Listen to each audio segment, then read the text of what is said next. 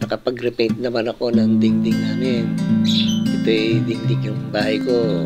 So napalitan ko ng kulay. Kinaba ko na, papasko naman kasi. Kaya sa ngayon, pakikita ko po yung kabuuan nito. Isang bagsak para sa mga kapwa ko pintor, mga DIY, viewers, beginners. Ito ngayon, ginagawa ko ngayon itong aking dingding. Papalitan ko siya ng kulay.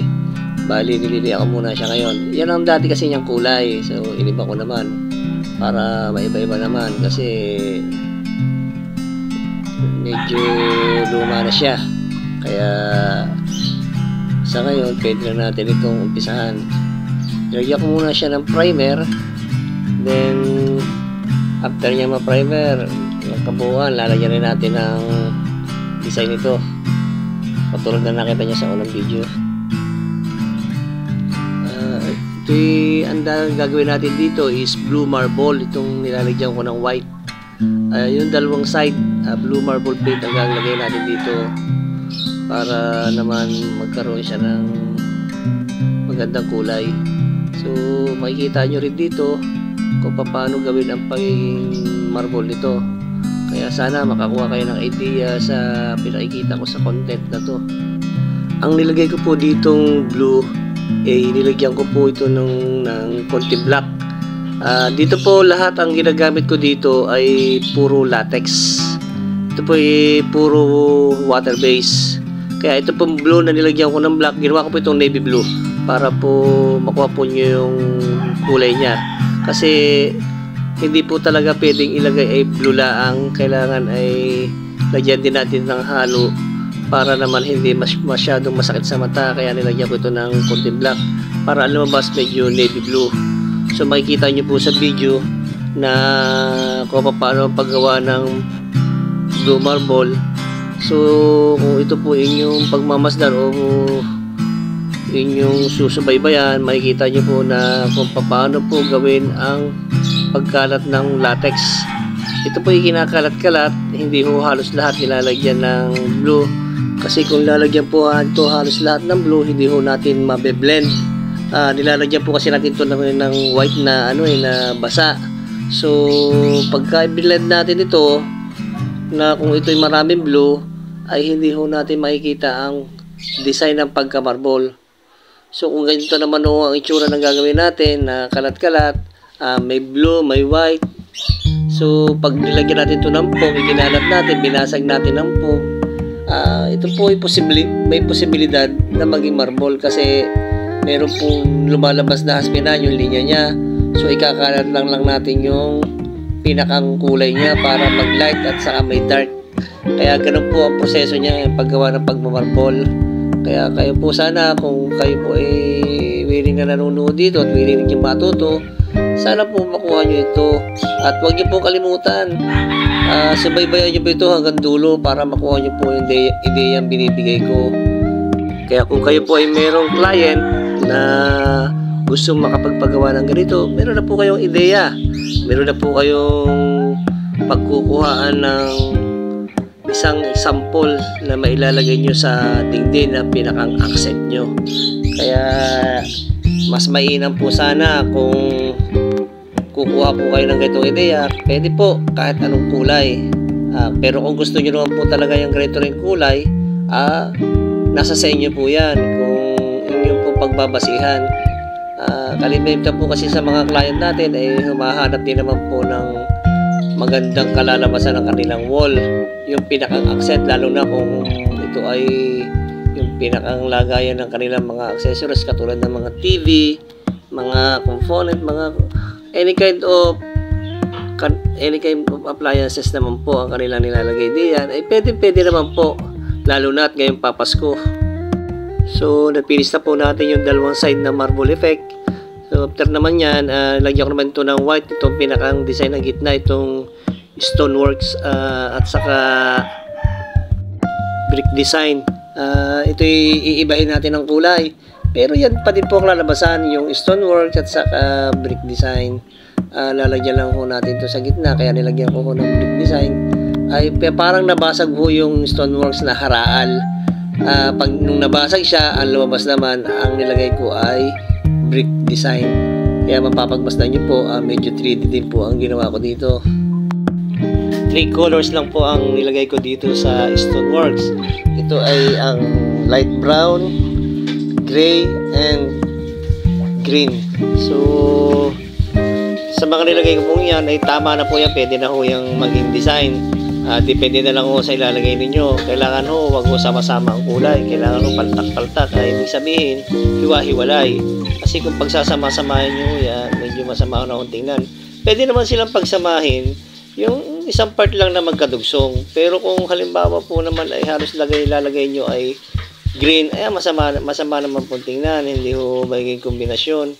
Kaya kung kayo po yung makakagawa nito, pag-iisipan nyo po muna maigi bago nyo ilapat ang kulay. After mapinis natin ang stone, so ito naman, nilagyan ko naman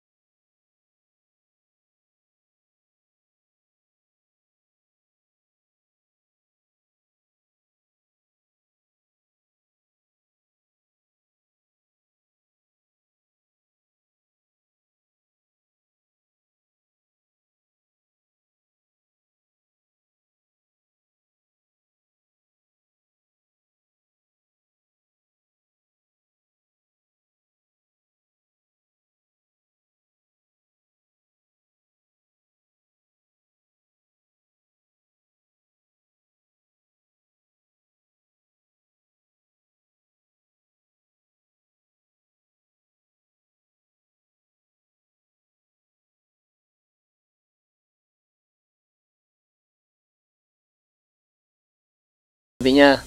Kaya makikita niyo po dito, binasag yung Stoneworks at ang lumutang ay yung pinaka-bricks niya.